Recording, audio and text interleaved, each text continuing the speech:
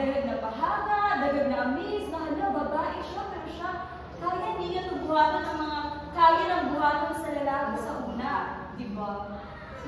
Kung noon, amazing natin makita niyo mga drivers, mga babae, sa pansay, di ba, nagkaan na. Pangababaling ay isa rin nakasanayan kay lalaki, kaya din sa babae.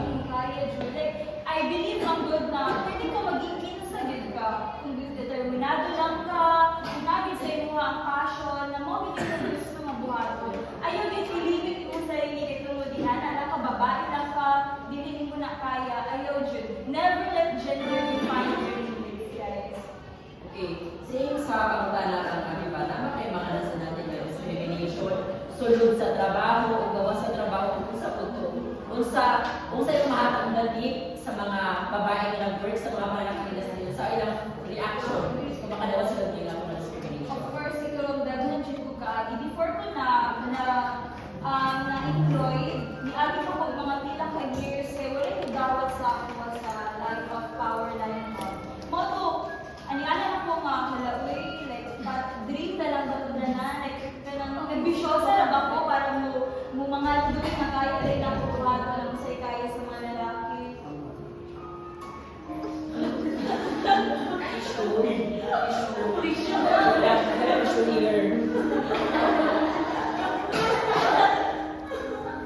Actually, hindi na lang naiwanan na mag-akong papa. Kasi yun, ko na-expire naman. Nag-ilay lang siya. Kasi yun, ko na-expire naman. Di kuya ba yan sa rural area po sa inyo ng mga... Kasi wala doon kuryente, pero akong papa siya, ginaglaso niya nagpa-kuryente ang barangay. Pero ako na hindi ka magagal. Pero naman dati na-inspire ko lang kaya na ako po ang ipadaya niya ng gasing na dibilin sa kalibutan. Ako naman dito. Sorry for that, no, what's alien lang, pero nakuha ko na kasi yung story ba, aside, bitaw na ka ng despite na sinata siya mga discrimination na ko yung trabaho, is happy kaya siya ginabuhat. Ang mga natin, end of the day, regardless is what doon yung madawan. As long as happy ka sa iyong trabaho, ayaw pa kailangan sa uban. At the end of the day, ikaw naman di pa na magbuhi sa iyong mundo yun. So, The fire. sa mga mensahe sa katauhan sa Pilipinas. Okay, to all aspiring women or any men trying to break the traditional gender norms, believe in your strength, trust in your skills, and keep pushing and keep proving that no gender na kaya ninyo mag-increase na mo basta determinado mo. Yeah!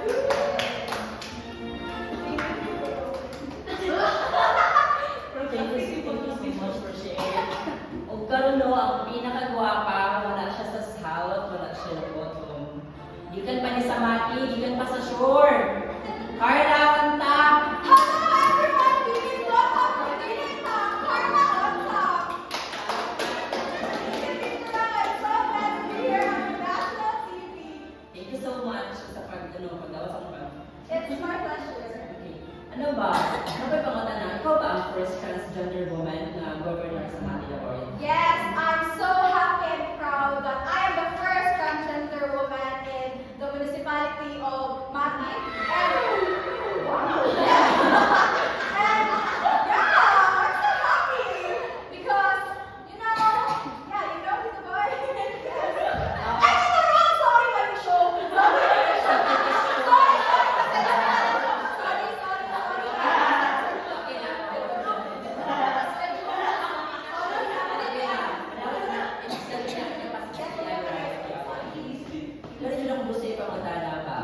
Aside ka, di ba, ang banasa, di aso kayo na kung sila mga discrimination. Pero, murag in line mo sa gender. So, basically, wala ka na nasanay na ay LGBT sa kanang mga field, given gani ang mga babae.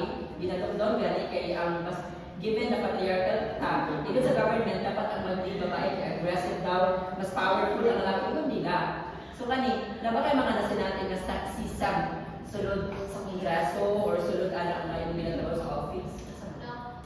Salamat kaya na Tito Rondo. Pero, kato pa lang mas mga paniyan ako. Nagkaroon kong nadungog na mga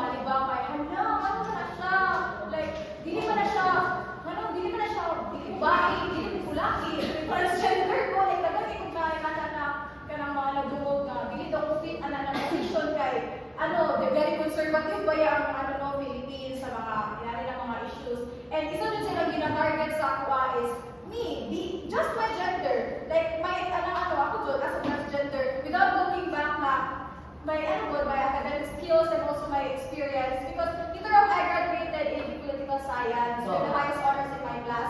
And I believe that I've also worked with being a SK chairman, nag-start ko nila, and so my grassroots leadership is very honed na Joe, regardless of my gender, regardless of my orientation. That is why, mura na yung kalibang sa aking karong, sa una ito nagpangapat niya ko lang. Ayun na siya, uy, parang sila yung butang ng tana. But look at me now. Bayo na pala. Ay, mali, babae pa na. Not on down, but on So, nakaimatag na ito sa imong next move sa government, sa imong next move, nagadaan ng kamang election, ihapon. Hindi pa natin siya ma-disclose, pero atang-atang na sa next 5K, kay basig na anak ko tayo atang-atang lang ta. Mag-follow nyo lang po sa akong Facebook page, sa Otaku Reels, Carla on top of mutual ng Facebook page. Ang requirements lang is voter's ID o kailangan taga-matika. Thank you. And Ay, also, pero, your book sa grade 10 o picture sa tree planting pagka grade 6. Buto ano na ilay sila ng story ba? Pero kabalo mo sa ilang isa na ilang nag-meet sila sa middle ground. Gender stereotyping. Di ba? Siya, sa mga tao, hindi niya kaya, babae siya, pero kaya na po yung pamilya. Si Filipina lang yung woman. Ang tugkaroon.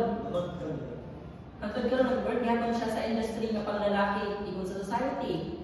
O kani ang first, kuan very historical, very historic, iconic, the first transgender woman of Martin. Slay soul. Katanong, maunta, maging ensayo niya sa Katawan ba, di lang sa Mindanao, di lang sa Davao, di sa Tibuok, Pilipinas. Nga, bisag sa man ang imong kasarian, sa man ang imong luto sa imong kasarian, kaya niyo buhaton, di lang kay tagon maminaw kung sa man ang mga iikon sa laing tao sa ato, as nga sapit na sa atong ginabuhat. O karon, nabot na sa tangna ang ginabangan sa uban, fast talk. oh my God, dali ko lang yung natin ito dapat. Okay? Mag-start ka kay Dalma. Okay. Last song. Open or close? Open. Doctor or nurse? Doctor or nurse? Doctor, Active or passive? active, Shine or spark? sport, Gold or gold? gold, Top or bottom? Lights on, lights off. Lights on. Bakla or babi? bakla, Black or brown? brown, Love or peace? Peace. Mabagal or mabilis? mabilis, Malaki or maliit? Gusto na ko i-share ang story ni Binibini Morena since wala siya naka-attend ka na. Talaga siya yung conferences. Isa siya ka-model sa isa ka-modeling industry wherein pinaka-receive siya discrimination because of his brown color. But as a woman of color, I learned from her content na mag-shine gihapon ka given ang Philippines kay considered beauty ka if you are white or mestiza. And we should learn from that nga bisan pag di ka mestiza or puti, you can shine even you are brown. Bago matapos kani nga show na ako'y pangutana isa-isa sa ilaha. Ako si at ako ay first. Ako si Ako si Telma. at ikaw ay At ako ang breadwinner ng Mindanao. Ako si Vanessa Grace Waitliness at ako ay ang literal na Filipina woman ng Davao Life. ako si Ako si Carla at ako ang first transgender governor ng Mati Davao Life. Abangin sa sunod na episode, we have Ruben. We have Ruben, ang beauty real cooker with a heart. Daghang salamat